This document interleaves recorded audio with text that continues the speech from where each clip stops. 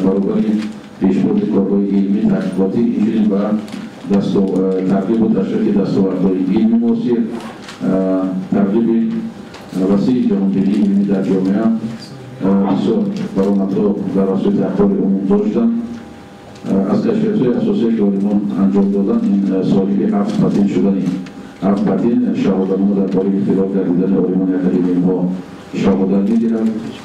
ва мувофиқи он пешниҳоде ки шуд аз тарафи институти астрофизика имсол мо рӯзи 17 моҳи июл соати 6:24 субҳ ва вақти гринвич вақти ҷаҳонӣ 00:24 вақти гринвич ки 5 соат фарқ дорад аз ба вақти маҳаллии мо, яъне соати 6:24 субҳ рӯзи 17 моҳ нарм мешавад.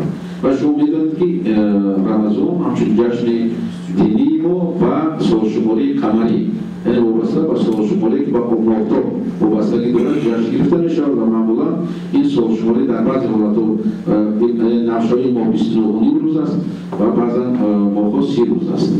ва рӯзи 18 рӯзи дуюм, рӯзи аввал моҳ дидан ғайриимкон аст, чунки вай зери соҳаи замин аст, аммо рӯзи 18 пеш аз ғуруби офтоб моҳро ба шакли як ҷой символик бевосита бо чашми оддӣ дар шаҳри Душанбе ва дар бо телескопҳои сангоҳ ва шаҳора дидан мумкин аст, имкон дорад. ҳамин ки нест маълума? дуруст аст?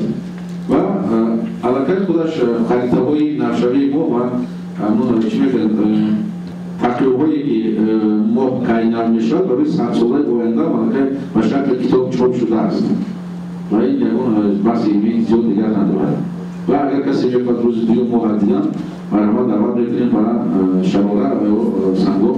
телескопи 60 сантиметри мо дар сангоҳ кор мекунад, телескопи шарора кор карда истодан метавонед даъват кунем ва худатон шоҳид бошед ки ин пешгӯии олимони мо